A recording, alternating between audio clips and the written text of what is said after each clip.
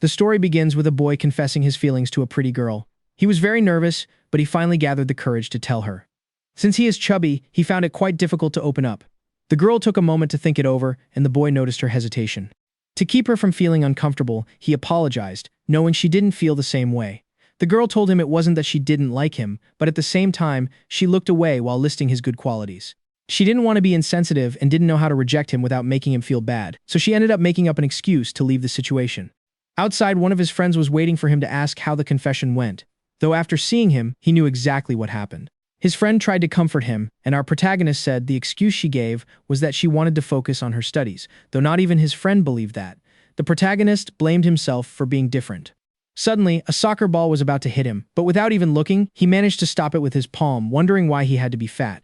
His friend told him it's a great mystery, considering he's very good at sports and follows a very strict diet. Plus, he exercises every single day. How could someone like that suffer from being overweight? His friend asked if he had ever seen a doctor about it. The protagonist sighed, explaining that doctors told him it was all due to genetics. When he got home, he stood there looking at a photo of his parents. He remembered his mother who lived her entire life as a great beauty.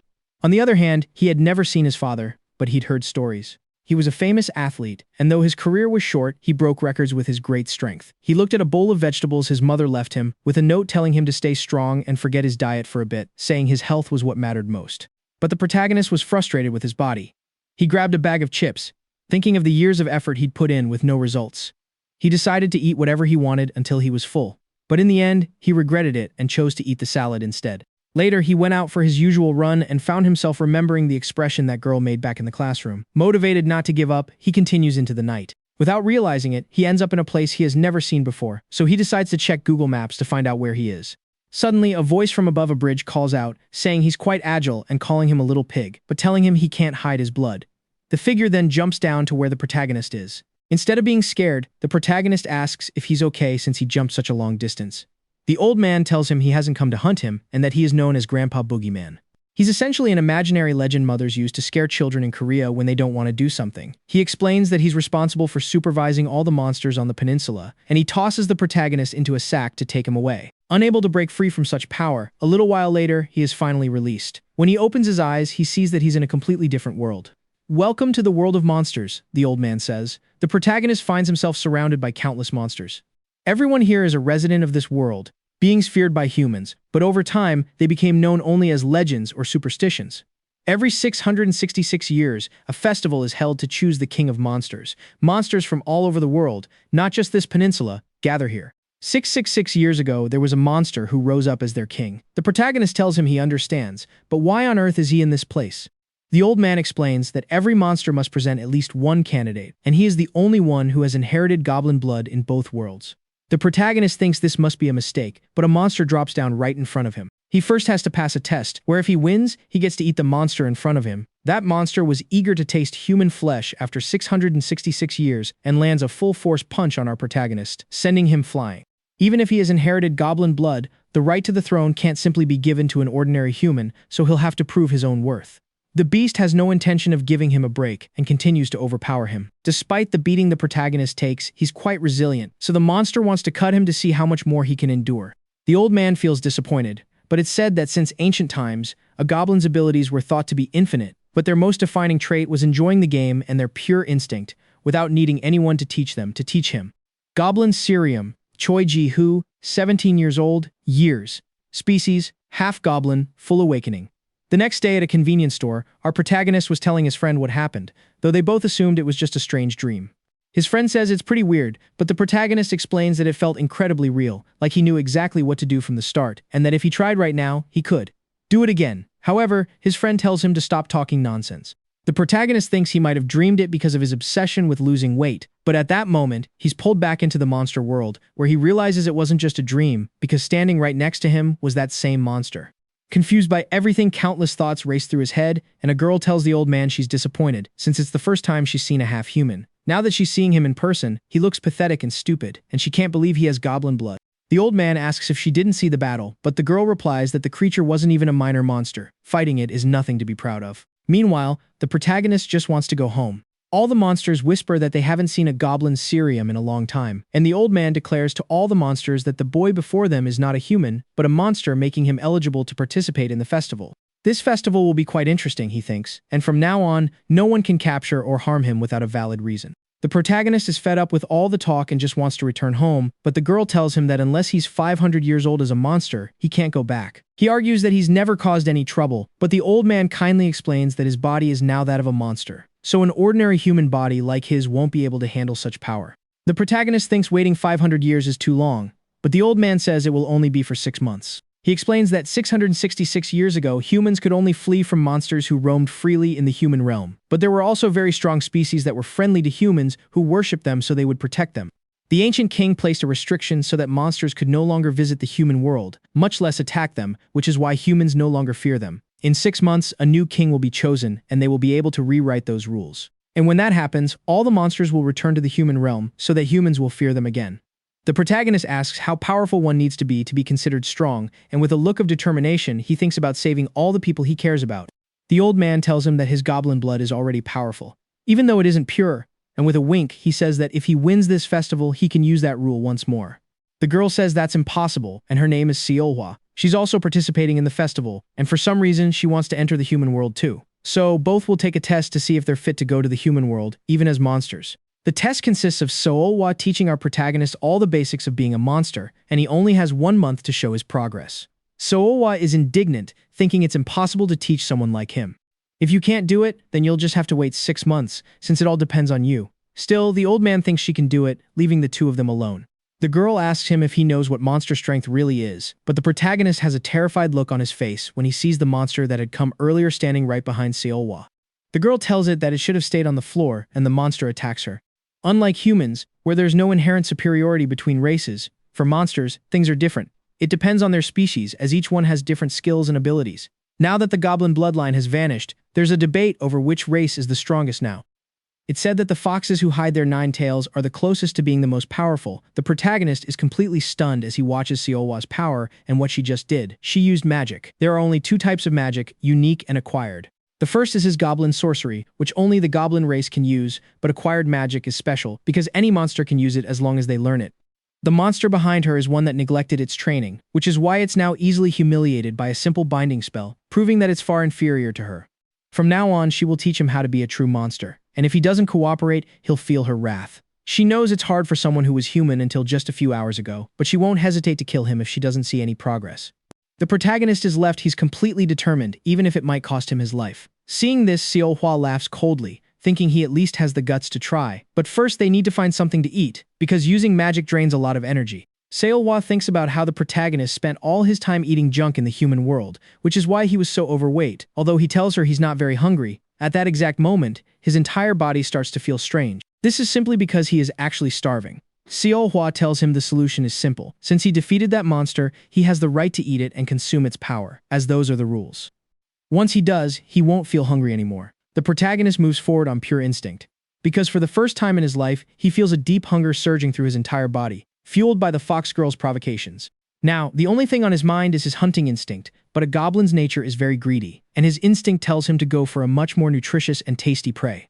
Seolhwa uses her spell to try and get rid of him, telling him that if he really thinks he can eat her, she'll have to teach him some manners. But then the protagonist breaks the chains, forcing her to recognize his true strength, and so she invokes the Fist of the Demon King. When our protagonist takes the hit head-on, she thinks it's all over, but he's still standing. It's said that only a few goblins are chosen to possess unique magic, revealing the symbol of the goblin race, his horns. Wait, if you've made it this far, please subscribe. I work hard to bring you quality content and stay true to the story's meaning in every video. Still, thank you so much for watching, and let's continue with the story. Xiaolua was an exceptional monster. There was no doubt about that. She was a genius who reached 9 tails before even turning 100 years old. It was a talent inherited from a family of demon foxes, which is why she could feel it so clearly. The goblin's mace was a dangerous and evil weapon, and this was the first time she was going to face it. She couldn't help but feel the pressure, and in a blink, the protagonist rushed straight toward her. Goblin mace, thunder strike, Seolhwa took the hit head-on, but it was thanks to the Demon King's hand protecting her that she survived, and now it's her turn to show her cards. Facing the monster, who was filled with rage, and without any reason, she wore a smile on her face as she landed another blow on the protagonist. The force shattered the ground around them. She thought it was finally over. He thought to himself that it was finally over for that part of the land. But from the smoke, that monster pulled on his weapon with great force, determined to take it back. Seolhwa couldn't believe his strength could compare to the Demon King's arm. And not only that, but he managed to overpower the grip of that powerful hand. It's a weapon capable of freely changing its shape according to the wielder's will. Monsters called that club an item capable of becoming anything. And now that the protagonist has changed his strategy, Seolhwa will have to change her plan. So she now summons both arms of the Demon King. Thinking of finishing him with pure brute force, she rains down countless blows on the protagonist, but he changes his shape again to protect himself. Seolhwa mentions that monsters 100 or 200 years old would be no match for him, and now she knows why goblins were considered the strongest. Although she can't give up just a bit more, and the protagonist will reach his limit, but it's likely that the protagonist's body will also end up breaking. So, with a sigh, she summons 5 of her 9 tails, excited that an opponent has pushed her to this limit, as she summons half of the Great Emperor, Demon. The Demon Emperor uses the 6 cuts technique, knocking him out completely with such power as he falls defeated before Seolhwa. She tells him he can regret his actions later, but he is currently on the verge of death due to magic depletion, and she scolds him for not knowing his place and pushing his body to this point. He thought he'd just have to endure his grandfather's lectures. But then she heard him crying out for his mother, making Seolhwa take pity on him. She heals his body and gives him a kiss to soothe the pain from the inside. "If you can't pay back this investment, I'll kill you," Seolhwa says, looking at him with hatred. Then our protagonist wakes up in a room wondering where on earth he is. In the distance, he sees a bright light as Seolhwa enters. Even though she seems quite angry, the protagonist apologizes for everything he did, since he remembers everything. Even though he was somewhat conscious, he couldn't control his body, so he bows his head to the person who saved his life. Seolhwa tells him to drink what she brought, and he asks if it's some kind of herbal medicine, but he almost vomits from the horrible taste. Seolhwa threatens him not to spit it out, so he asks what's in it, but she refuses to tell him. She just wants him to finish it, so he has no choice but to endure the bad taste. Seolhwa tells him he forgot something important. The monster he fought at first escaped. However, that monster still belongs to him, though it's likely hiding and won't come out for hundreds of years. She says it was important food for a goblin like him, so he asks if there's any other way for him to grow stronger. She laughs at him because she can't believe he still thinks he's human, but he tells her it's not that. He just really doesn't want to eat them as he sees them all as dangerous monsters. He knows that if he doesn't get stronger, his loved ones will be killed by them, so he's willing to eat or kill them if necessary. He tells her directly that he'll do anything to be strong and was only asking if there was another way, but if not, he doesn't mind eating them. Seolhwa explains that it's only possible when there's a duel and an agreement between both sides. Without that rule, weaker companions would be easily caught and eaten, and weak monsters like the one he faced wouldn't go after him anymore. Instead, monsters with great strength and power will seek him out, especially knowing he has goblin blood, which makes weaker monsters avoid fighting him. But monsters that surpass him in level monsters will eventually come for him. And if he doesn't feel like eating monsters for now, he should at least have some chicken or something. With a smile, she tells him to follow her outside because she has a gift for him. When they step out, he sees a monster that Seolhwa captured. The protagonist asks her if that thing is a monster, but Seolhwa explains that it is and it isn't. She says it lost its status as a monster because it lost its ability to reason.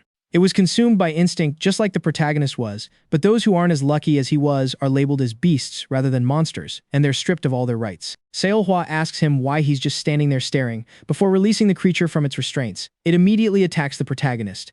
What Seolhwa wants to see is how he uses his body without losing his mind to instinct. She explains that this beast was once from a noble family, but in an attempt to represent them well at the festival, he was caught kidnapping monsters and eating them by force to increase his power. He went past his limits and couldn't control the strength he acquired. The protagonist can barely dodge the attacks, and he eventually gets bitten by the monster. Seolhwa is a bit disappointed, seeing that the protagonist can't seem to use his power while conscious. She didn't actually expect him to win this fight, since his opponent has superior physical abilities. Even without reason, her goal was simple: to awaken his instinct, which usually only surfaces when he's on the brink of death. But to her surprise, the protagonist remains conscious, unleashing a barrage of punches on the beast. It turns out the protagonist was actually quite good at boxing. His coach even praised his talent, wanting him to train to become a professional. He even made a deal with him. If he stayed consistent for 6 months, the coach would personally handle his diet and training, certain that he would eventually lose the weight. However, that didn't happen. Unlike others who trained in martial arts, his goal wasn't to gain great strength or fighting skill. He just wanted to lose weight, a constant worry that always drove him to despair. All the effort he put into his training never seemed to bear fruit, but he never gave up. Since he was a child, he had practiced 16 different sports, 7 of which were combat sports. Even though his efforts didn't show results back then, his Goblin Awakening changed everything, as he perfectly absorbed the skills from those 7 combat sports. This allowed him to easily defeat the beast. Seolhwa couldn't believe it, while the protagonist was already thinking about how he was going to eat all that meat. The protagonist himself was shocked by his own power, while Seolhwa wondered if those were martial arts, worried that they might be techniques created by humans. Since he hasn't spent much time with a monster's body, she appreciates the enormous potential that our protagonist has, wondering what other things she should try with him from now on. The MC tells her that, for the moment it seems he has won. The girl laughs and tells him that's not the case, and they will talk once he has won for good. The dog gets up once again and bites down on our hero's shoulder. He finds himself unable to break free from that powerful bite until the beast finally lets go, leaving him lying on the floor. And now, the dog is much angrier than before. The MC looks at how part of his shoulder has been torn away, and he begins to despair, but the monster doesn't care and continues its attack. He realizes that the reason humans fear getting hurt isn't just the pain, but the fear caused by losing a part of their body forever. This is one of the primary fears that human beings are born with, and it's enough to cause this boy to fall into a complete panic. But suddenly, the MC notices something. His shoulder has already completely regenerated, even as the dog tears at him with its claws. Despite this, he continues to tremble with fear, yet his body keeps healing those wounds. Humans and monsters have so many differences that it's pointless to list them, but the biggest difference is body durability and the capacity to regenerate. Another important factor is their mindset and behavior. As long as you aren't dead or fatally wounded, the injuries don't really matter. The MC understands this quickly, and his body unconsciously puts it into practice. His physical abilities increase even more thanks to this realization. So he attacks despite the overwhelming fear that his arm might break, and despite all the damage his opponent takes, he is ready in case it gets back up again, since that monster also has the ability to regenerate. But Seolwa tells him that the blows he landed were solid and powerful, so even though it won't die, the monster won't recover immediately. She asks him how it felt to use his magic with his mind for the first time without losing his rationality. The MC asks how he used magic, and Seolwa tells him that using magic isn't as grand as he thinks, as even low-level magic can be used in different ways. She explains that his rapid regeneration was thanks to magic, and also, the last punch he threw at the monster was infused with it. Aside from his great physical skill, of course, the MC tells her that he also felt something similar to static electricity. Seolwa says that was probably magic too. She tells him the reason she made him fight that thing was so he would gain some experience. In a dangerous situation, magic will manifest itself unintentionally. She admits he actually surprised her a bit. She thought it would take at least 10 days for him to realize certain things, but he understood most of them in this one battle. She praises him, leaving him feeling embarrassed. However, the monster doesn't take long to fully regenerate, so Seolwa tells him to finish it off once and for all. She also asks him if he has ever taken a life before, but the MC tells her no, not even once. Because Seolwa tells him that ending this once and for all is best for both of them, since if she continues to leave him with fatal wounds, he will simply keep getting back up to try again. She then reveals that just above the navel is the critical point, is the pressure point for any humanoid monster where their magic is stored, and it must be pierced in a single strike. Since it's his first time, it's expected to be difficult for him, but the hardest part is accepting that he is about to take a life for the first time. At that moment, memories of his loved ones flash through our protagonist's mind to help him stay determined and not hesitate when attacking the monster in front of him.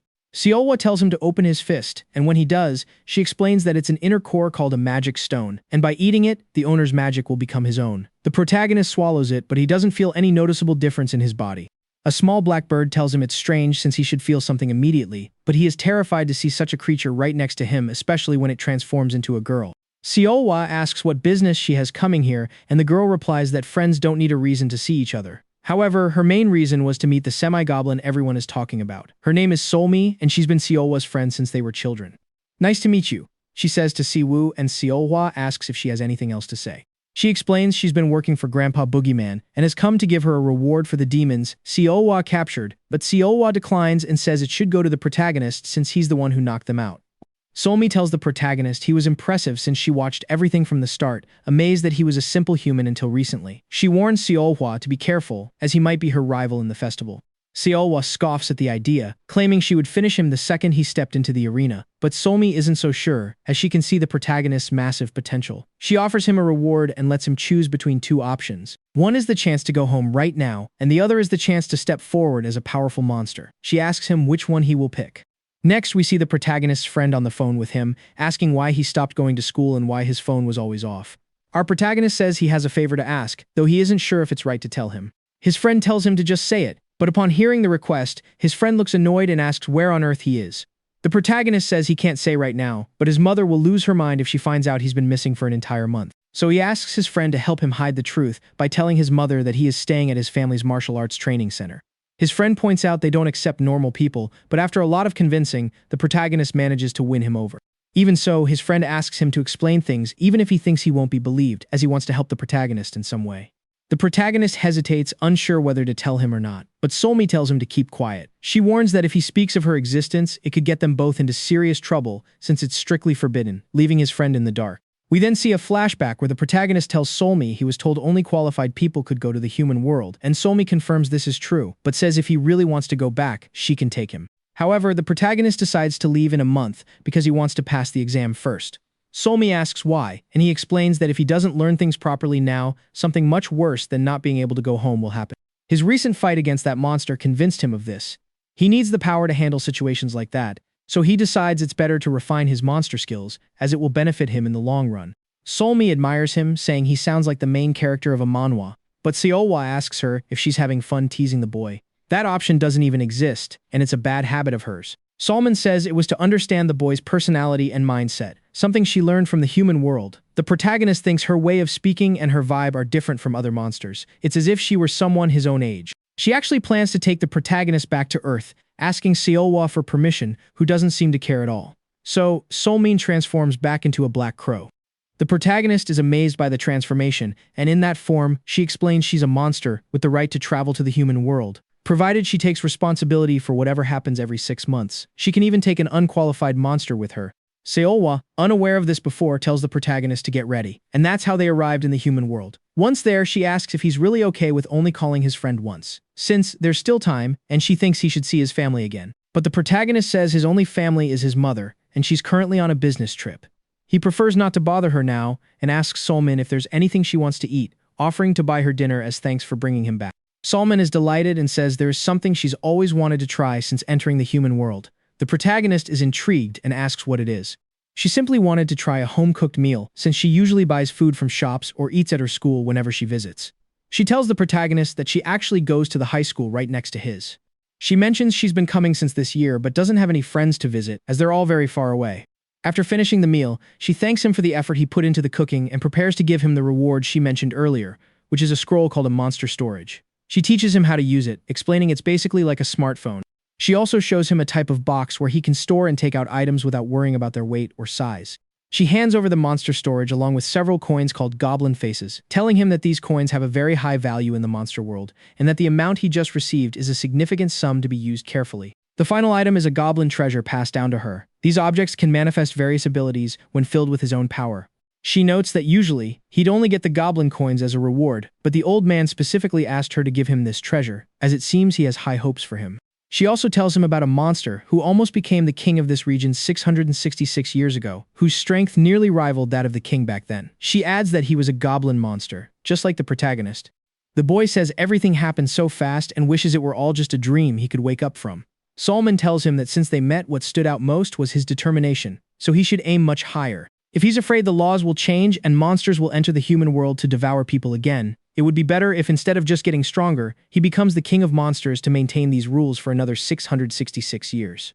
She also tells him that now that they're closer, he can ask her anything. The protagonist mentions that for a while now, his monster storage has been flashing quite a bit.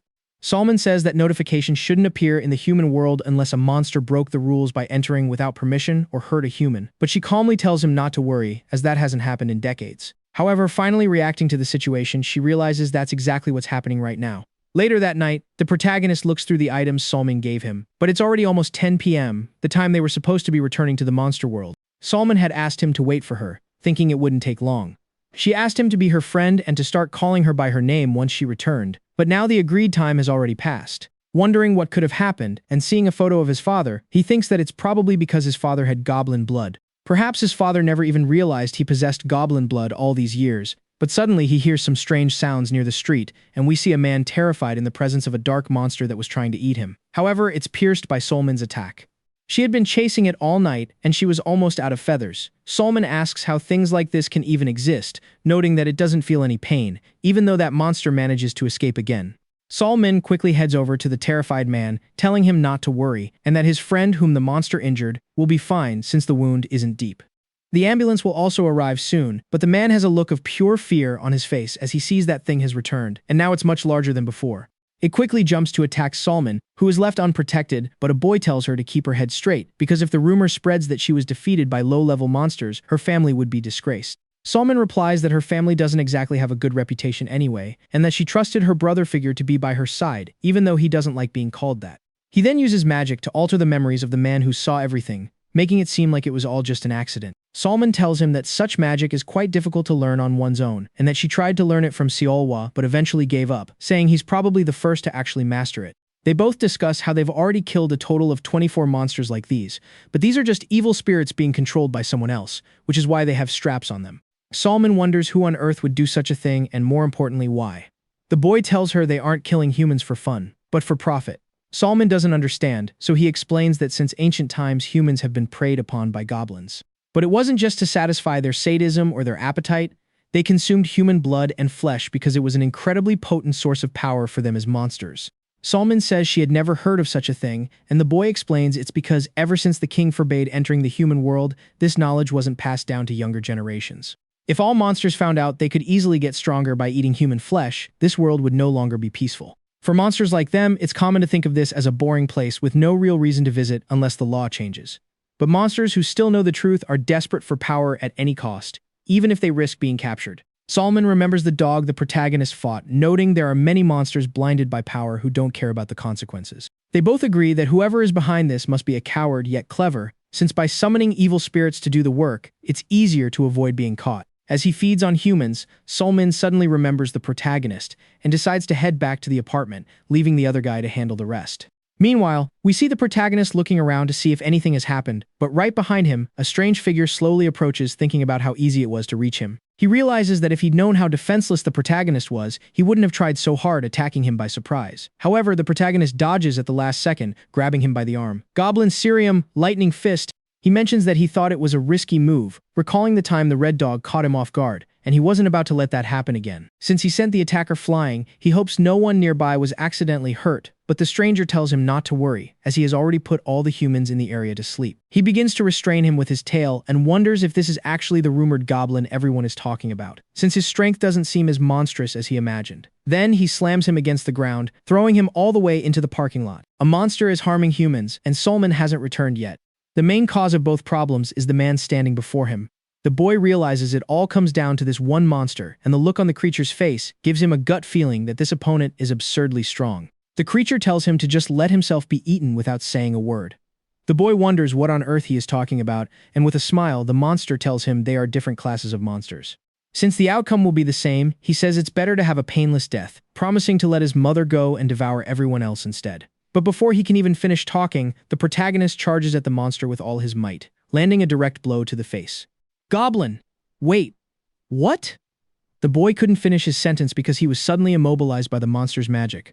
Specifically, it's his unique magic, and the condition to activate it is that he must be touched first. Even so, the monster thinks it's a poor ability since he can't use it against strong opponents, but because the boy fell for his provocation, he was able to activate it. The protagonist's body begins to feel the effects instantly. He can't move, and the monster tells him the rules have already been set. Weak people like him are nothing more than prey. He adds that if the boy had known how to use the device on his arm, things might have been different, but disasters don't wait around for you. He then uses his strength to eat him, but, just before being eaten, the protagonist activates a great power thanks to the artifact in his hand. However, since he can't control it well, the snake manages to dodge it. If it hadn't, it would have died, so it knocks him away. The monster thinks that even with the venom circulating, no matter how weak the goblin is, he seems to be able to endure it. Suddenly, the snake realizes it has a sword stuck in it, as a masked man recites, Thunder Ancestor, who resides above the 9 heavens, the Ministry of Thunder, completely electrocuting the monster's body.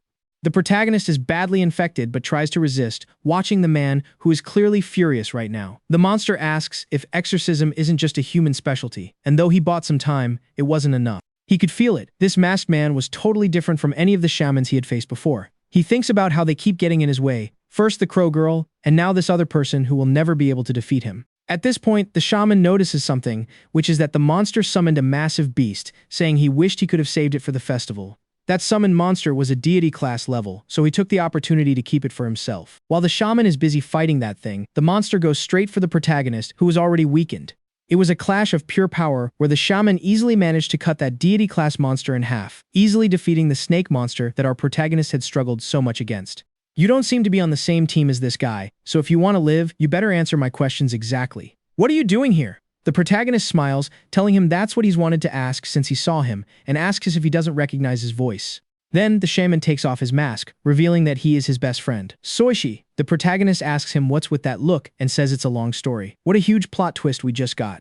Anyway, his friend asks what happened to him, besides his body being in that state because of the monster. But the protagonist tells him to wait since he's struggling to breathe due to the venom. His friend understands and decides to save the talk for later, although seeing his body. He notices that his body's self-regeneration is enough to handle the potent poison, but he made a serious mistake. When he looks to the side, he realizes that the giant snake has escaped, which irritates him quite a bit.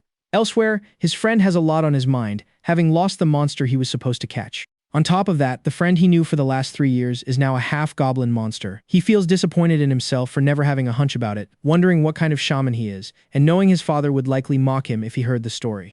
The protagonist says he now understands why his friend couldn't talk about that training center. The friend explains it's a home that trains shamans to eradicate monsters, but what surprises the protagonist is that his friend already knew there were only 6 months left until the festival. He asks if it's common for monsters to come to the human world and harm people. His friend says it isn't common, or rather, it happens very rarely, noting he could count on his fingers the number of times monsters have attacked humans in the last 100 years. However, the story changed recently. He explains that monsters who want to be kings come here to hunt humans, and for a month now, reports of people disappearing have started coming in. But this is the first time a monster has revealed itself so openly. Suddenly, he notices something behind the protagonist. "What's wrong?" he asks, and behind them, lightning strikes. It's Min, who was worried about the protagonist. "Don't come any closer, monster," she says, pointing her sword at him, warning him that if he takes even one more step, she will consider the warning ignored and exterminate him immediately. The protagonist tries to explain who she is, but to the shaman, she's nothing more than a monster. Even so, since she seems to respect the law, that's why he hasn't exterminated her yet. His friend is doing this for the protagonist's sake, as he knows that even if they look human on the outside, their nature is the same. They are monsters mad for power and carnage, who would eat humans without hesitation, and even members of their own species. No matter how much your blood is mixed, you're human Choi Sung-woo. This is your home, and you don't need permission from those monsters to stay here. No matter what, I can't let you go again. Seolmi understands, since from the protagonist's view, this is just a senseless disaster, but he has already been recorded in the register of names by the monsters, so one way or another, the protagonist is now a resident of the monster world. And regardless of whether it's right or wrong, anyone who violates the rules will face the worst consequences, not only referring to the protagonist, but also to his friend. So she thinks of a plan to resolve this somehow before it's too late. Even though she senses that the shaman is quite strong, she hesitates, but staying there doing nothing is worse. She tells him that as his protector, she will take the protagonist away, but suddenly she loses her balance. It happened because the protagonist kicked her. His friend doesn't understand why he's doing this as he snatches the sword away, wondering what kind of things are engraved on that blade. His friend asks why he's doing this, and the protagonist coldly tells him that it's just as he thought, monsters eating their own kind. He has already eaten one, and whatever it takes, he did it to protect himself and those around him. He also took a life, and in the future, he plans to do that as many times as necessary to reach his goals. Even though he doesn't want to hurt people or have such thoughts, if he can grow strong by eating monsters, he has committed himself to doing it that way. His friend tells him there's no need for him to go that far and assures him that with his own strength, he can ensure both their families are safe over these next 6 months. Our protagonist drops his sword and tells him he's about to say something pretty crazy. He says he's going to become the king of monsters. His friend asks him if he's lost his mind or if he just doesn't understand what being the king of monsters actually means. The protagonist doesn't know much about it, but he knows that if there's a chance to try, there won't be a need to change the world so horribly. He tells him not to make that face, as doing this is better than just sitting around waiting for something to work. He's not just thinking about trying, he's actually going to do it. Understood, the friend says. He admits that if his mind is made up, he doesn't have the right to force him to do otherwise. But he warns that if the day comes when he crosses the line and becomes a total monster, he will definitely take him down without mercy. It seems he'll have to do just that. Protector, tell me your name. It's Sol-min, a monster judge from the Korean peninsula and a promising messenger. He apologizes for interfering in monster affairs, but says he heard that even among monsters, there are laws that must be upheld. If that idiot over there isn't guaranteed those things and is unfairly hurt or killed, he will put his position as an assistant shaman in the constellation offices on the line to take out everyone involved. He won't forgive any of them. He says goodbye and tells him not to worry about his mother. Sol-min mentions he was trembling in his presence and asks if all shamans are as terrifying as he is. A voice tells him that's probably not the case, since he is likely a special case, and this is Go-i-ju. Sol-min asks if she followed her, and she says she didn't. He had no choice but to do it, as he realized exactly what was going on, asking our protagonist if he's a half-goblin. Among monsters, those based on animals are called beast demons. Most of them are bound by the forms and instincts of animals, and when they evolve into higher-tier monsters, they don't just take human form, their bodies move away from their animal roots. These are called phantom beasts, and going even higher than that, there are beings that transcended even those fundamentals in the past, known as divine beasts, beings that were worshipped by both humans and monsters alike. Nice to meet you. My name is Goiyu, and if you want to be the king of monsters, I'm one of the opponents you'll have to defeat. I am Goiyu, representative of the Black Turtle family. It's a pleasure to meet you. My name is Choizigu.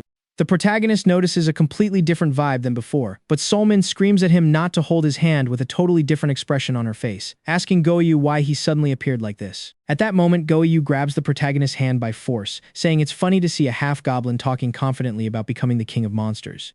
Using a martial arts teleportation technique, the protagonist, with all his strength, manages to stay on his feet after the abrupt technique teleports them elsewhere.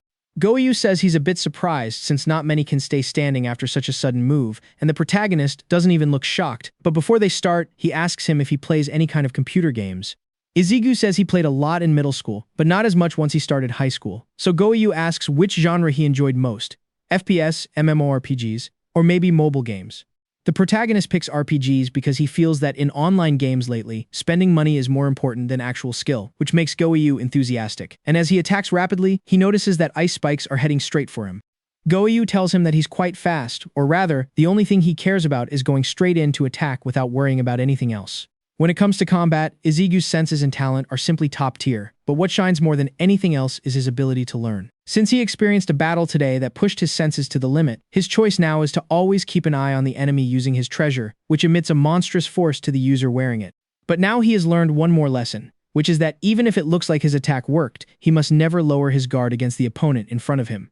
Feeling a slight tingling in his lower abdomen, around 60%. That's the amount of energy I have left, and by using that powerful strike, I lost about 10% of my energy. He wondered what would happen when his remaining strength reached 0%. Would he fall into a state of exhaustion like last time? Guiyun compliments him, but at the same time, thinks it's time to eliminate him, realizing he underestimated him way too much. Are you really trying to eat me? The way you talk is different from your murderous intent. I'm sure of it. Guiyun tells him it's because he's not used to forcing bloodlust when he doesn't have any, as he holds no grudge or even hunger toward him, but it was just as he said from the start. Hearing him brag about becoming a king was what annoyed him. He asks if he knows what kind of existence the king of monsters actually is, and the protagonist responds that it's a king who rules over all monsters and sets the rules. Guiyun says it's strange that the next king is chosen solely by a power struggle that only happens once every 666 years. Even that king can't reign for hundreds of years just by celebrating a single victory. There are many more variables at play for all monsters to follow that rule. It's because a tradition like that has been passed down from generation to generation for hundreds of thousands of years. Monsters like him are beings faithful to their desires and instincts. They don't follow any law or rule simply because it was made by someone strong. That's why, to avoid chaos, the King of Monsters is a security measure created by the ancient monsters, because total destruction is destined to happen one day, considering the very nature of monsters. To prevent that, they must at least stay faithful to what they all agreed upon. The only being that demands obedience from all the monsters in the world. And in exchange, this king ensures their survival. That's exactly what a king is. Fortunately, for the last 10,000 years, previous kings have ruled over all monsters without difficulty. Although their policies differed, they always prioritized the survival and benefit of all monsters, everyone, except for this last king. Just imagine if one day the king of all humans passed a law saying that everyone in the world, no matter what, could never eat meat again. What do you think would happen? The vast majority would protest furiously, since there is no way that law could be kept forever just like that. But unlike you humans, we monsters maintained our rule for these last 666 years. So I hope you understand the importance the king has for us. We've endured a lot to protect that tradition, but now all that patience has run out. The protagonist doesn't immediately understand. He asks if the next king establishes the same laws. Would the monsters no longer keep their composure for more years? Exactly. Even if it's the strongest king, it's still just one strong monster. There's no way he can defeat and calm all the monsters if they rebel. I will become the king to maintain the current state. There aren't many monsters out there who would put up with hearing such nonsense. Maybe the young and weak ones can control themselves, but the stronger and older ones would tear you to pieces. Though I already know where you got those false hopes. Solman is a good girl who doesn't act like a monster, but her problem is she doesn't know much about the world and easily shows affection to others. The protagonist asks if what he wants is for him to take back his words. Guiyun only wanted to crush him to see what kind of person he was, but now he knows he's someone clever and quick to understand things, and besides that, he has enormous potential. Come and obey me. If you help me become the next king, I'll let you rule all of Korea. It's a good offer, isn't it? At least you'll be able to keep those close to you safe. Hey, Guiyun, how strong are you? Are the chances of you becoming king as high as your confidence? Although he could be called the strongest in this area of Korea, there's probably no monster stronger than him among the festival representatives, since there's an age restriction. Hearing this, the protagonist comes close to accepting the offer, since if he at least promises to protect the people around him, that's enough for him. Haha, what did they say? Obviously, he gave him a taste of his own medicine. Compared to what Zigu had shown so far, he was a very different guy from the Syrian goblin, squeezing out the 60% of his remaining goblin strength, leaving only small traces. It wasn't a reflex, but a technique he used with his own willpower and consciousness for the first time. Such power left the protagonist's entire body trembling, since after giving his all in that attack, he only managed to keep a minimal amount of strength to stay conscious. Unfortunately for him, he no longer has any chance of continuing that battle. An attack combined with that kind of fighting style is something only granted by the heavens, he told him. If the difference in strength between them had been even slightly smaller, maybe Gui Yun wouldn't be here to tell the tale. But thanks to Gui Yun's shield, he's become a great water and ice user. Now he asks what the protagonist's last words are. Nothing special, and even if I had a final wish, I wouldn't leave my words with someone like you. Since I came here intending to kill and consume you, I was already prepared for the same thing to happen to me. The protagonist stands up to take a combat stance. If you expected me to beg for my life or something, I think it's too soon for that. Kueyo wonders if those glowing eyes that refuse to dim represent his will to win even in this situation, or if it could be the fighting spirit of the goblins slowly awakening within him without him realizing it. Fine, you asked for it. You passed. In fact, those last words didn't disappoint me. The protagonist asks what he's talking about. Kueyo explains that it was just a test to see if he was worth supporting, as there's no point in backing a nobody who has no chance of becoming king. The protagonist asks if everything he said before was a lie, but Kueyo says it was the truth. At least for him and other monsters, they don't want things to stay this way. Since he was young, he never liked the noise of the monster world, how they tore each other apart or made strange growls for no reason. Compared to that, the human world is incredibly peaceful and full of leisure. Even if some humans cause trouble, at least they can choose their own lifestyle. What fascinates him most is that humans are a species that knows how to enjoy their free time, whether it's with manhwa, games, novels, or anime. None of those exist in the monster world, so they enjoy useless things like those more than devouring humans. I understand what you're saying, but you don't need to support me for that. You could be the king of monsters yourself. It's a complete hassle.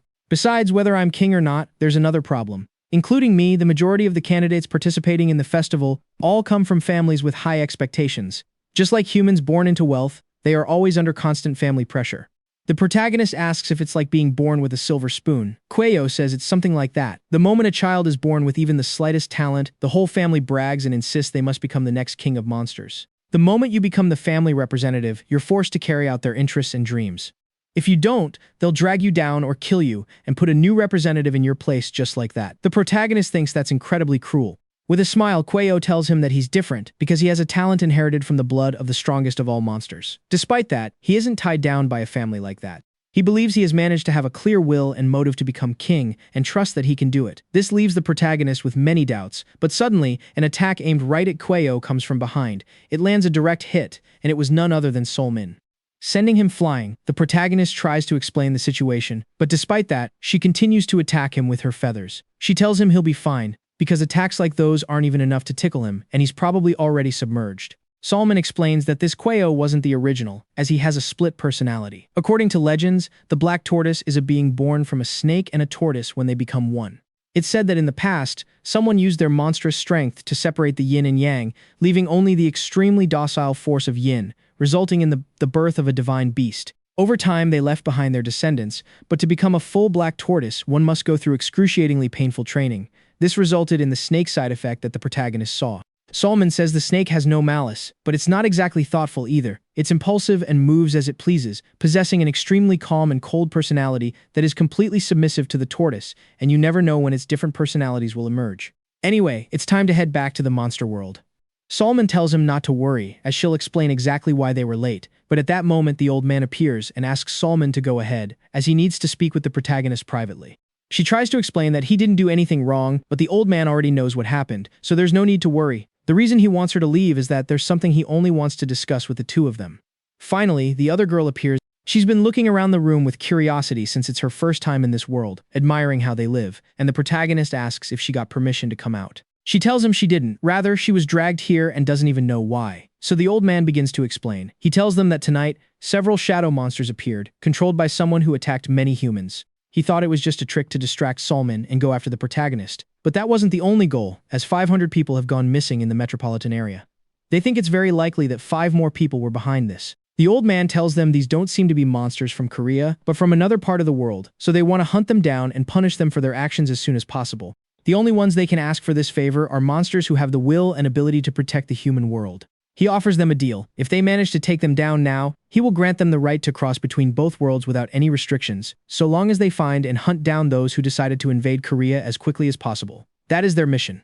The next day, his friend was feeling terrible about how they said goodbye to the protagonist. He couldn't sleep all night, worrying that his friend was now stuck in the monster world. But to his surprise, the protagonist boldly appears in front of him with a smile, asking if he has some time to talk, since a lot happened after their last meeting. His friend shouts so loudly that he draws the attention of everyone in the Starbucks. The protagonist asks him to stay calm, as he can probably spend time here now without worrying his mother or his friends. His friend explains the types of monsters, calling them Shinryu Ki Gosu, where each word symbolizes their status. Su is known as the lowest level, and most monsters belong to this class. They are mostly compared to beasts, and even humans without magic could handle them, but after that, the scale increases and most humans wouldn't stand a chance. These are known as Go, and they have the strength of at least 100 humans, but even then those two are categorized as the lowest classes. Above that, they are called Calamities, though he hasn't seen one yet. It's said their power is 10 times greater than the lower ranks. They are Go monsters, beasts capable of turning this city into a living hell in just a single night. The two strongest deities are known as Shin and Ryun. He warns the protagonist never to cross paths with them, although it's unlikely he won't, since those beings are so powerful that they don't even care about breaking the law. He asks the protagonist not to get involved in the hunt and says he'll handle them himself, knowing they're likely strong enough to face shamans like him. The protagonist then asks how he would categorize the snake monster that attacked him the other day. To his friend, that was just a small child, barely a simple Go, but he's certain that the monster the boy summoned was very strong. If he could handle even half of its power, they wouldn't stand a chance. He was very lucky to have met his friend before it devoured him. Right now, the protagonist is barely at the lower level of a Go. His friend hopes his words sink in so the protagonist won't take any more risks. But our protagonist says that if he actually fought seriously, he could probably win. He explains that since everything started, he has evolved and understands his strengths and his new body much better. So his friend stands up from the table and asks him to follow him. He takes him to an Olympic-sized gym and leads him to the basement, a place unknown to most people as it contains a special training area. He explains that even the government knows about the monsters in the festival, so they support the shamans in many ways, though it was likely their predecessors who created this whole concept. He tells him to stop talking and attack with everything he's got without holding back, as there are no rules here. He wants to see if the protagonist can truly handle those monsters, but the protagonist asks if he won't be using a sword like the one he had yesterday. His friend says it's not necessary, since without it, he'll be using about 40% of his power, which is fair for this battle, as he can defeat Go-class monsters with just his bare hands. If the protagonist can overcome him in this state, it means he's above that class. What are you doing? I told you to come at me.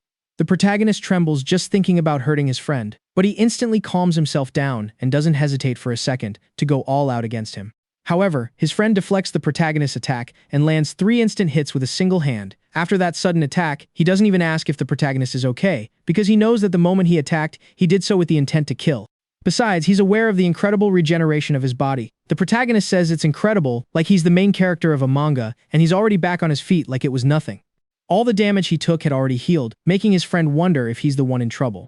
They both realize something about the other. His friend won't get hurt even if the protagonist doesn't control his strength, and the protagonist might be a much more dangerous monster than he thought. Now both the atmosphere and their mindset have completely changed. The protagonist finally manages to grab his arm and using all his strength, tries to slam him into the ground.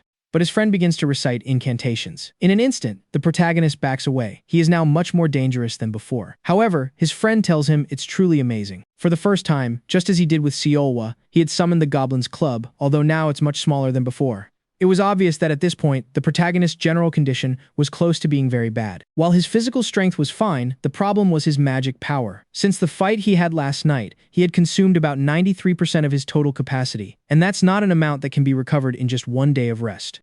Plus, since he's in the human world, his recovery is slower, but ironically, in his current state, he was able to pull out that Goblin Club so he can clearly remember that moment.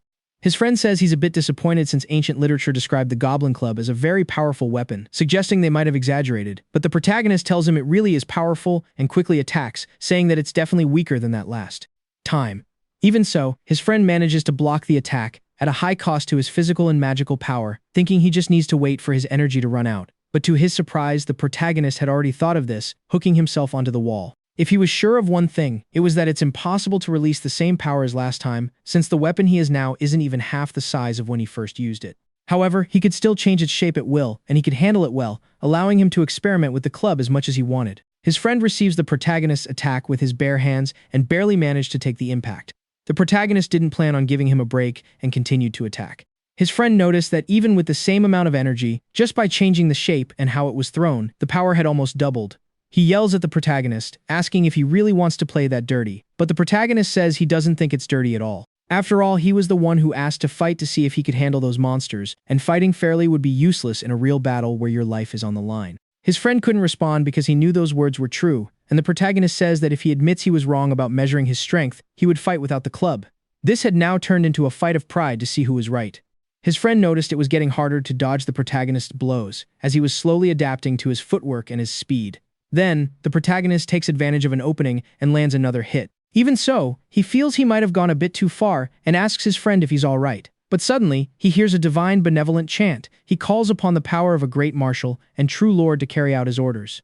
Using the protagonist's own weapon, he uses it like a bow to fire a massive magic arrow. This attack cuts the hook the protagonist was using to support himself, taking the opportunity to attack him as he falls. However, the protagonist uses a spider shoulder technique and manages to grab onto something else. Seeing this, his friend begins to grow desperate, since without his equipment, the skills and rituals he can perform are very limited. This puts him at a major disadvantage, as he's unable to use most of the skills he's learned. Now, he attacks desperately with maximum power. At the cost of most of his energy, he creates a weapon out of pure divine power. Even though it was improvised, its power is far superior to the protagonist's club, shattering it into pieces, bringing the end of this long battle within reach. As a last resort, the protagonist uses his fists. It's a desperate move, and although the outcome seemed obvious, his friend hesitates at the very last second. He takes the protagonist's blow head-on, knocking him to the ground. The protagonist asks why he stopped, since even if the sword had cut him, he could have regenerated. But his friend explains that wouldn't have happened, as he used a demonic technique at full power, a technique specifically designed to kill monsters. But for some reason, it disappeared the moment it touched our mech. Unlike his goblin club, which was destroyed in an instant, the divine technique itself recognized the MC as a human and not as a monster. Tearfully, his friend tells him that he's truly a strange person. After that confrontation, his friend tells the MC not to just stay quiet. He says it's annoying and awkward when he doesn't say a word. The mech asks him how his nose is and if it hurts anywhere. His friend replies that injuries like that heal in a day. It's not as fast as a monster's body, but he's toughened his physique through training. More importantly, he noticed that the MC held back his strength right before hitting him. Once the MC realized his own attack hadn't worked, he held back, otherwise he would have broken every bone in his nose and face. He tells the meek he's a decent fighter, so he won't interfere in his hunt for those monsters anymore. However, he only approves because of the promise they made, and he hands the MC some small colored gourds. These are actually bomb gourds, which can only be used once. He tells him to activate them if he needs to escape or is in danger, since they contain magic inside. The mech thanks him, but asks if it's really okay to take 3, since his friend's energy is stored within them. Each one contains a significant amount of power, so his friend asks how he knows that and if he's seen something like it before. The mech says that just by holding them in his hands, he can feel it, the same powerful energy he fought against earlier. Ziguo's speculation was correct. This technique was mainly used by the Yishin family. Inside the gourd, which is treated with a special glaze, one pours their energy and stores it whenever they have time. That way, no matter the situation, they can use that power to perform magic. Anyone holding those gourds can consume the items to use them. Puzzled by the MC's perception, he asks him to show him his hands. While it said one can tell a person's fate and disposition by the length of their palm, there was something else he could determine. His friend was left trembling by what he saw, because that palm indicated he had the abilities of a spiritual person. These are called masters or gurus, similar to shamans. Despite not being 100% sure about this method, just by being able to feel that current of energy, the MC was born with extraordinary talent. He could have even been accepted as an external disciple without anyone objecting. He quietly wonders if it's too late to introduce him to the shamans, but it's impossible. They would immediately notice he's also a half-goblin, so they would refuse him and eliminate him on the spot. A goblin who also has the talent of a shaman would spark a massive manhunt. He doesn't tell the MC this to avoid alarming him, and instead asks when he'll return to school. The MC says he needs to get a new uniform first, since right now he only has the clothes he's wearing, and because he's no longer overweight, his shoe size has even gone down. His friend says he's looking forward to seeing everyone's reaction when the MC goes back to school, as he's sure no one will recognize him. Just thinking about this makes the MC quite nervous. The MC says since it's getting late, they should eat somewhere nearby and he'll pay the bill. But his friend asks if it's better to go to his house, remembering that the last time he was there, he had delicious kimchi fried rice. The MC replies that will be difficult because he has a special guest right now who's probably fast asleep there, referring to Hua. He also has somewhere he needs to go after eating. His friend obviously realizes he's hiding something, so he tells him that it doesn't matter what he does with the other monsters, he won't pay attention or do anything to them. So he says goodbye to the MC, telling him not to get depressed over his past actions, and that no matter who he meets, he should stand firm and confident because he's more than strong enough to handle things. After that, the MC finds himself in a somewhat mysterious neighborhood. He spots a door right in front of him. Before he can open it, a massive man walks out. Our protagonist immediately notices that the man is a monster, and a fairly strong one at that, but he simply ignores him and walks away. A strange figure welcomes him, and as he turns around, she introduces herself as Ongrian, the leader of the Dark Moon headquarters. The protagonist introduces himself and explains that he was told about this place at the cleaning station yesterday. The woman tells him she's already heard of him and invites him inside. He notices a strange mist surrounding the area, but upon entering, he sees a massive house where the leader invites him for a drink, and our protagonist asks her exactly what this place is. The leader explains that this place is known as the Dark Moon Crescent, a space separate from the human world. Because it has been isolated from civilization for hundreds of years, it maintains a fresh atmosphere overflowing with energy, and its purpose is to serve as a shop providing amenities for residents of the monster world, helping them adapt to life in the human world. The protagonist remembers the old man's words, but he also said that a shop for monsters is just a front. He pulls out the box Solomon gave him and asks if he can trade some items for these coins. The woman gets an excited look on her face when she sees his coins and tells him that each one is worth about $2,000. The protagonist is shocked to hear this, especially since he has 40 of them. The woman offers to show him the products he can buy and asks her assistant to show him the demonic spirit pills. She explains that these pills are the most popular item because they speed up a monster's recovery, as a monster's strength is significantly reduced in the human world. Even if they recover naturally, it would take a very long time, so a single pill can increase their monstrous power thanks to medicinal ingredients and a secret technique passed down in her family. The protagonist doesn't hesitate to buy one, but he asks if the different colors have different effects, and indeed, each demonic pill has a different price. The silver one costs 10 coins, the gold one costs 3, and the black one is only 1. The higher the grade, the faster it can increase strength, but she still recommends he just buy the black one. The protagonist accepts her offer and plans to take it immediately. The woman tells him the effects will kick in sometime tonight, but all the talk about different pills and their effects is just a facade, because it doesn't matter which one he buys, they're all the same. The only difference is the type of monster consuming it. High-class monsters take 3 or 4 hours to notice a change, but with a half-monster body like his, he wouldn't be able to digest even half the pill and would only absorb a tiny part of it. The protagonist pops it into his mouth right then and there, and as soon as he swallows it, a massive explosion erupts in the room, and seeing what happened, the woman can't believe her eyes. The protagonist had consumed the pill, and in just a few seconds, he regained the same strength he had in the monster world. For the first time in his life, Cho Izigu experienced 100%, even beyond 100%, of his power as a monster. A few minutes before that event, in another room nearby, the headquarters leader was kindly offering a drink to another young man who was wondering where the boss of this place was. He wonders why she's taking so long with someone else while he's still waiting for her. The nervous employee tells him she should be there soon and apologizes, explaining that the old man asked them to attend to a very interesting guest. The man's interest is piqued, and he asks what kind of guest could possibly be more important than him. They tell him it's a half-goblin. He mentions that he's heard about this half-goblin before, as people were talking about him in the monster world. He thinks someone like that doesn't even deserve to be called a monster, much less participate in the festival. He intimidates the manager, calling him a half-monster loser just like the guest. The manager knows that most of the people working there are half-monsters who have nowhere else to go, something the man had already heard from his own sister. He calls them failures who can't become monsters or humans, stating they aren't recognized by those in the monster world. He says this place was only created so they could be useful, but even with their efforts, they'll never be considered true monsters. The manager suppresses his emotions, knowing he can't do anything against him, and instead offers him another drink. The man offers a hollow apology, noting that it's not fun to mock mere merchants, and asks when he can leave. The manager tells him he should be able to go today. The man wants to go to the human world, but first he needs to handle some paperwork so he can hunt the monsters the boogeyman mentioned earlier. His true intention, however, is to gain recognition so his father will let him participate in the festival just like his two sisters, despite the fact that he was born 100 years after them. He then orders the manager to bring the lady boss to him, as he wants her to be his servant while he's in the human world. The manager looks worried and tells him they don't provide those kinds of services. But the monster tells him that as a merchant, he should shut up and fulfill the request of a valued and demanding customer. He demands she be brought to him right now, but at that exact moment, an explosion caused by the protagonist rings out. Both are shocked by the explosion and the immense power coming from that direction. Like water, energy flows through all of creation, and for living heroes, that water is like a pool that gathers over time. Although the components of that water and how it's used vary for every living being, the principles remain the same, whether you're a human or a monster. The protagonist asks the lady boss if she's okay, since she looks frightened. He tells her the pill is even more incredible than she described, saying he feels like he can do anything. He didn't realize he was an exception among humans and monsters, and just looking at him made the lady boss feel an intense pressure.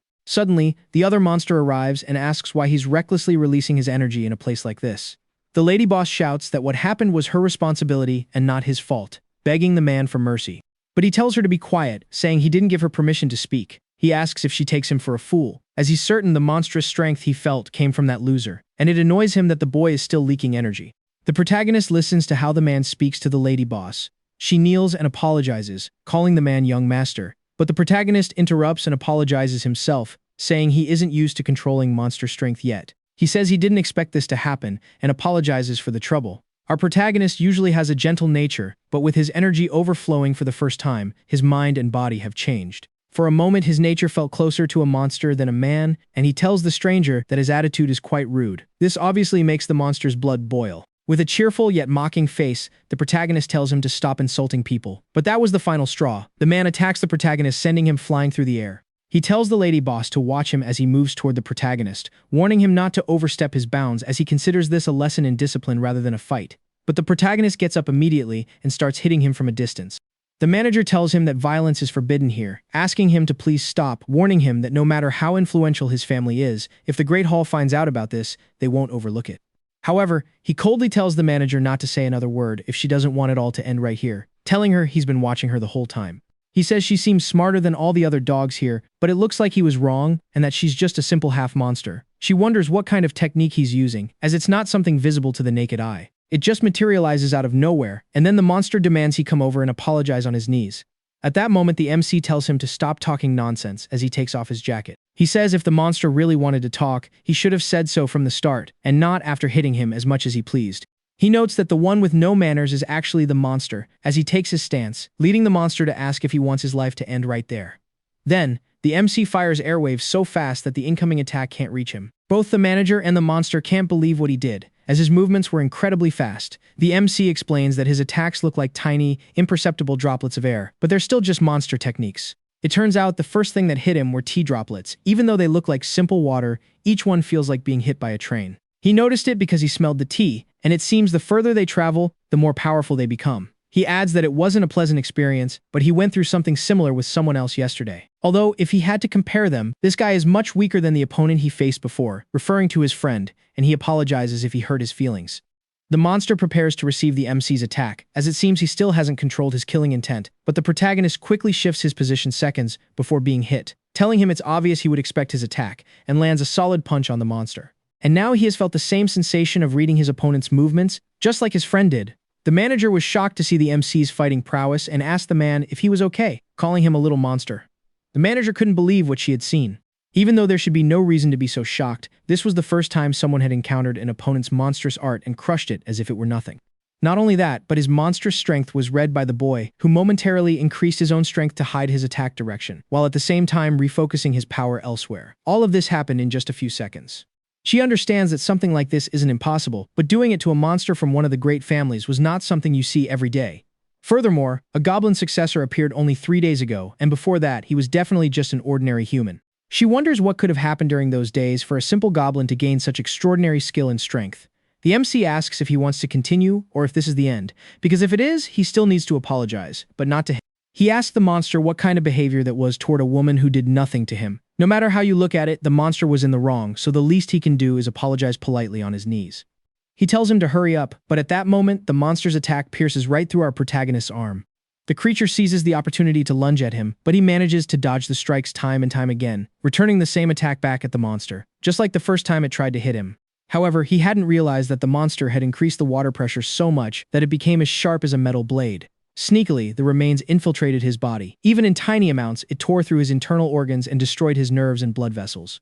The monster tells him that no matter how strong he is, he can probably grow back an arm or a leg quickly. But if he's dealing with poison or an infection, then recovery will take much longer. It adds that since this is likely his first time experiencing this, he probably doesn't even know what's happening to him. Certain of its victory, the monster acknowledges his skill, saying he's talented for a monster, but that's probably just because he has goblin blood. The boss watches him with eyes full of anguish, while the monster taunts him, saying this is what happens when you face a pure-blooded monster. A real monster or whatever? I don't care about that. But let me tell you one thing for sure, you're just a bastard who's really making me angry. The monster is shocked that he recovered so quickly after the water had invaded his blood vessels and organs, and with an expression of pure envy, it launches another attack at him. It uses Shima, an advanced blue water technique. This technique begins by drawing in water, where a massive amount is gathered and controlled at will. The reason it's considered an advanced application is because the water is compressed until it transcends the laws of physics, weighing 100 times more than it appears, all while being launched at incredible speeds. But focusing in the face of danger is where our protagonist truly shines, and he pulls out his goblin club. Reflecting on his experience from the night before, he wonders what shape his club should take, but the answer was already decided. Even though he lacked the skill and experience of a swordsman, he simply recalls his friend's movements. With magic power overflowing from within and pushing his limits, he unleashes a strike with such force that it would have been impossible for him to perform on a normal day. The strike creates something like a crack that runs right through the monster's technique and beyond. Suddenly, he appears behind the monster, repeating its own words about how arms and legs can regenerate quickly, before slicing off both of the monster's arms with his sword. Without a hint of pity or remorse, he leaves the creature with nothing to do but scream in pain, experiencing true fear for the first time. He tells the monster that if it's truly real, it should be used to this by now. He said all of that without ever having experienced pain like that before. And if that wasn't enough, he kicks him away. However, the reason Yujin was trembling wasn't because of the pain of losing both arms. The Jeitai are a species classified as divine beasts that rule over countless monsters, so their blood is truly blessed. As the youngest son who grew up pampered, Yushin felt he was immune to any monster that crossed his path, but he never expected to encounter someone as terrifying and with such devastating strength as our protagonist, and fear slowly began to consume him. He immediately apologizes to the protagonist, but the protagonist tells him he doesn't want his apologies. Despite what he did, he was already satisfied with the beating he gave him, but he says the one he really needs to apologize to is the leader of the Crescent Moon, whom he treated horribly, telling him to go there and bow his head. The monster still hesitates, so the protagonist tells him to stop being so stubborn and proud, asking if he hasn't learned his lesson yet and wants to keep up his old attitude. Hearing this, Yujin ran quickly to where the leader was, and there, with his head bowed, he apologized to her in front of the protagonist. Meanwhile, in another location, a voice was calling out to our protagonist, asking him to bring more water. After waking from a long sleep, she noticed the protagonist wasn't there, wondering where on earth he had gone, leaving a valuable guest like her all alone. Shortly after, the headquarters leader arrives. I'm not sure how many leaders they've introduced, but this one seems to be the one in charge. He is shocked to see that such a disaster happened while he was gone for just a moment and asks how leader Hong Ryan is doing. Despite her injuries, she seemed discouraged and was feeling guilty about the incident. Meanwhile, the protagonist, now calm, was trying to process everything that had happened just a few minutes ago.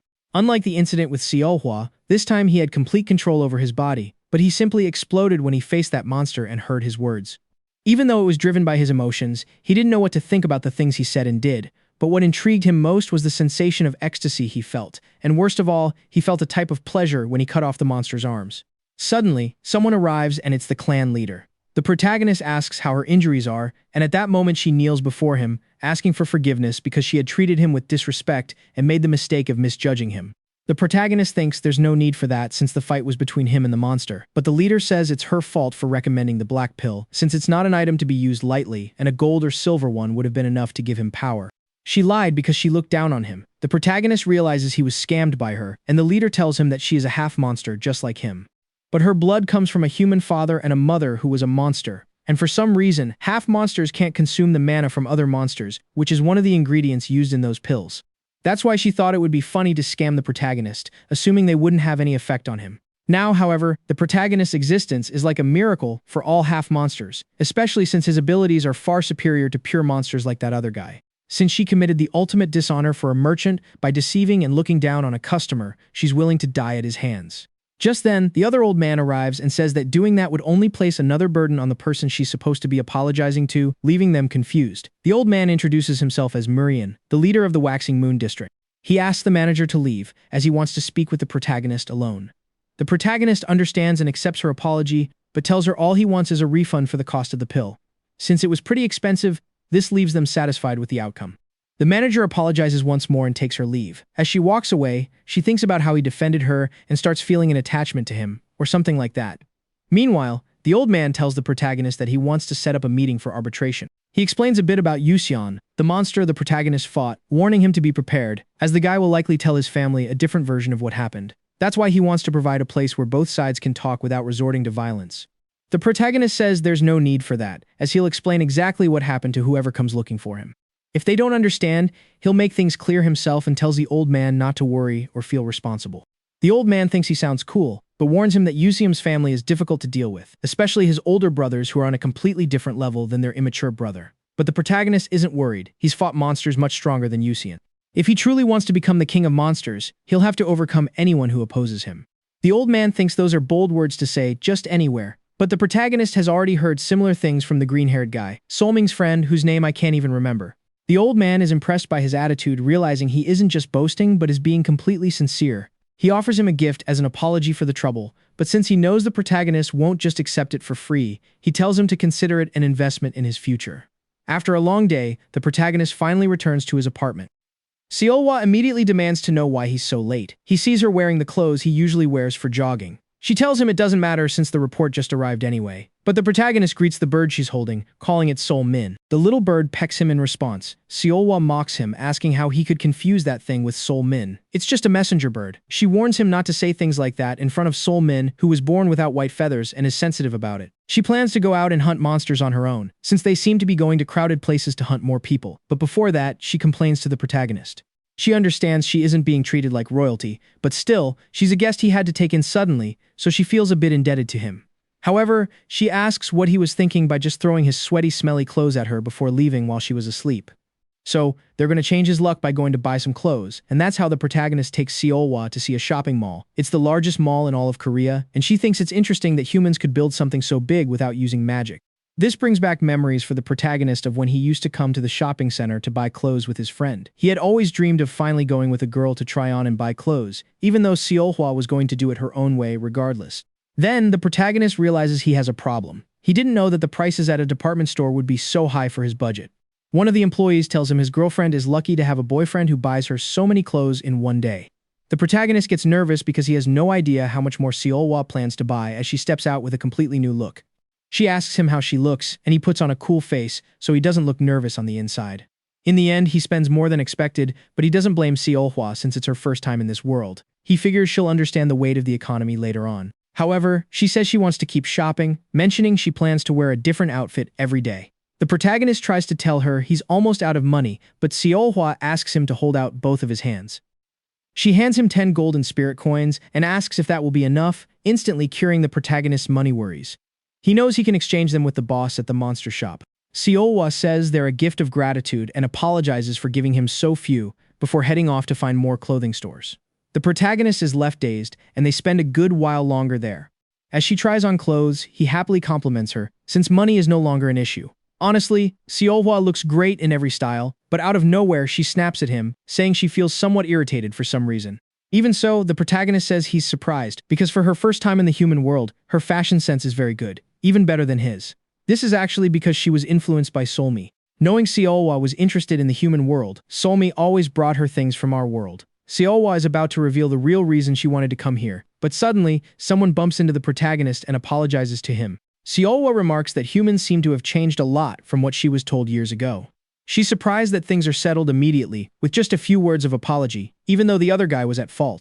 She thinks the correct way to act would be to teach him a lesson immediately, stomping on him so he never dares to look them in the eye again. Our protagonist thinks that would be going way too far, but Seolhwa tells him that's what would happen in the monster world. If he just accepts an apology like it's nothing, he'll be labeled a weakling, no matter how strong he actually is. Once they see him that way, he'll never be viewed as powerful again. She explains that if he doesn't take action after even a small bump, he'll become prey for any monster. She brings up how he acted toward the monster he fought at the shop, letting it go with just an apology, saying that just being strong enough to win isn't enough. Since it was just a simple dwarf, the protagonist asks if she had met him before. Seolhwa tells him that she had fought his sister 20 years ago, after a one-sided rivalry formed.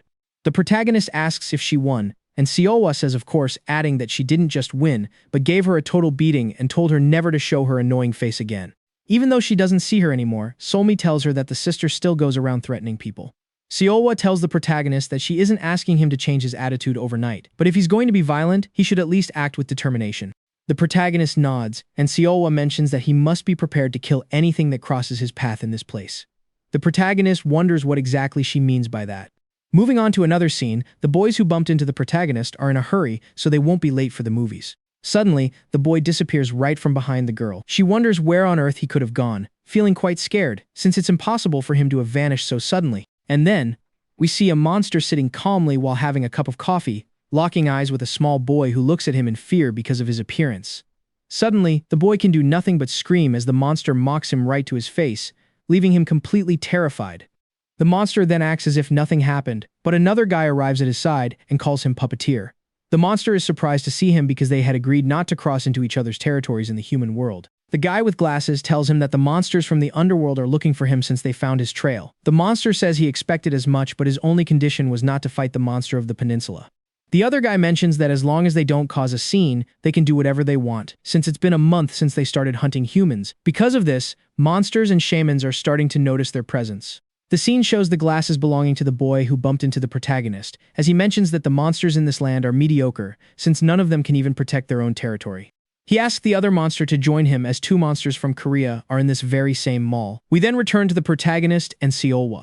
She tells him that the real reason she wanted to come here, besides buying clothes, is that Solmi mentioned this department store is the largest in the country and has the highest number of disappearances. Now that they are here, she has no doubt. Even though she left traces to mark her territory, they are still here as if they don't care. So, she'll have to make it clear that this city is her hunting ground. The reason the monsters hunt here isn't just because Seoul's biggest mall is located here. There is also a bus terminal that connects to other cities. Combined with the subway, this means hundreds of thousands of people pass through the center of Korea every day. So it makes sense that disappearances in broad daylight would go unnoticed. The protagonist finally understands why this was the perfect territory for those monsters.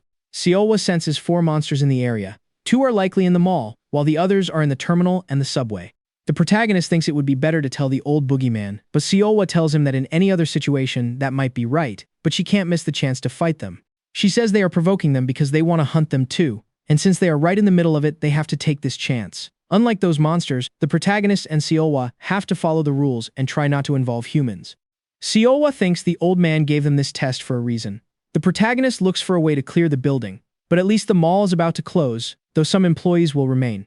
Seolwa is glad there will be few people left, as it will make it easier for them to act. Meanwhile, on the roof of the mall, a girl wonders where Chillin could be. Her sister mentions that she'll stay in her own territory, as she doesn't plan on getting involved in this matter. We see a flashback where she tells that monster she refuses to join them since they can handle those other monsters on their own. However, the monster insists it would be better if the 4 of them teamed up to easily take down Seolhwa and the protagonist. Chien, which is the name of this monster, tells them that if all 4 were together, they'd have a 50% chance. Despite that, Chien thinks none of them are worth it, and they would only get in her way. This makes the other monster angry at her words. But Chien leaves, saying she'll look for a new hunting ground and wishing them luck in facing Seolhwa and the protagonist. She says she learned a lot thanks to him, but he probably has nothing left to offer her anymore. She also warns them to be very careful when facing those 2. Meanwhile, 2 other monsters mention that they should have cut off her head for being such a coward, though the girl says Chien was always kind to her. However, that monster mentions that Chien's power wasn't suitable for this situation anyway. The girl thinks that the 3 of them will be enough to take them down. The other sister asks what they'll do after they finish off those 2 bastards. He tells her he already has a home prepared, so they can keep hunting around these parts. He explains that if they continue devouring humans and any monsters sent to stop them, they'll just keep getting stronger. They wouldn't be stopped easily, but they need to blend in with the humans. This way, they won't have to use 100% of their powers, or at least they can buy time before the monster high-ranking officers arrive. They are called Byron and Weiron, and their family has been humiliated for hundreds of years. And while they probably can't return to their continent, if they ever do, they will never be looked down upon by other monsters again. He's certain that if the 3 of them join forces, they'll become the next monster kings. The idea of leading the next generation leaves the girls feeling excited, but suddenly someone laughs at them. They immediately notice the absurd strength of that monster. That power flipped the entire commercial building in an instant. Then Seolwa's voice booms out, ordering all the humans to go home. It's the unique monster art, Violet Chill, channeled through Seolwa's voice. These powerful suggestions force opponents to follow her orders. She used this on the protagonist in the past, and its effect depends on her level compared to her opponents. She asks if there weren't 4 of them, but then remarks she understood that the 4 wouldn't be stupid enough to gather in one place. The skills and techniques covering the mall were beyond those of even a genius among demon foxes. The monster hadn't realized the building had been turned over, wondering how it was possible for that fox girl to jump from the bottom to the top so quickly. She tells them that the scent they give off from eating humans is very strong. She jokes that she's jealous and wants to try some too, provoking Byron. Byron is furious, but the other monster stops him. He tells him not to fall for her provocations and tells Weiron to leave. Weiron asks if the 3 of them aren't going to fight together, but the plan is for the 2 of them to face the fox girl and her absurd strength. Meanwhile, Weiron is to head toward the other monster who isn't as strong and kill him. She's told to devour him immediately and then come back to help them. Seolwa mocks them, saying that if she had just told her to run away, she might have had a chance to live. The other monsters don't understand what she means. They tell her she should worry about her own life instead. The older brother thinks her strength is at least that of a first-class monster. He realizes if they were the same as before they started eating humans, they'd be dead, but having devoured over 1,000 people in the last month, they are confident. Seolhwa immediately activates her monster art, telling them that what bothers her most is that trash like them doesn't know their place. Elsewhere, an old woman still hadn't left the building because she was confused and walking into a wall. She was dazed, so the protagonist decides to wake her up. He makes up an excuse to get her to leave the area as quickly as possible. The old woman asks if he's seen her grandson. The protagonist tells her he's waiting for her at the bottom of the stairs, and that he's worried about her. The woman then leaves the area.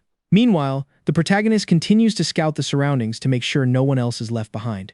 But suddenly a voice tells him that she finally found him. She wasn't sure if he was a monster or a human before, but now she knows for certain. She tells him that if he prefers, they can act like they never met and avoid a fight. She confesses that although she came here to devour him, he doesn't look very nutritious, and besides, he's just her type. She explains that she doesn't care about being the Monster King, but if it makes her brothers happy, she'll just keep eating humans for the next 6 months. She asks him to go out and hunt together instead of fighting, suggesting they could see each other in secret. She admits she really likes him, but he just asks if she came up from those stairs. The girl replies that as she was coming up, she ate the old woman and her grandson, because it would have been a waste to let them escape. At that moment, the protagonist launches an attack with all his strength. After landing that massive blow, Shigo thought he understood how things worked, but the truth was, he didn't understand anything at all. Monsters simply exploit humans. Over the last few days, he had come to understand what kind of creatures they were, because he had experienced it firsthand. That's why he finally realized at that moment just how dangerous his situation was, especially with the girl he was facing. She mockingly tells him that if he was this crazy, he should have started with that. He isn't as weak as she thought, and since he looks amazing, she still likes him. But he immediately lunged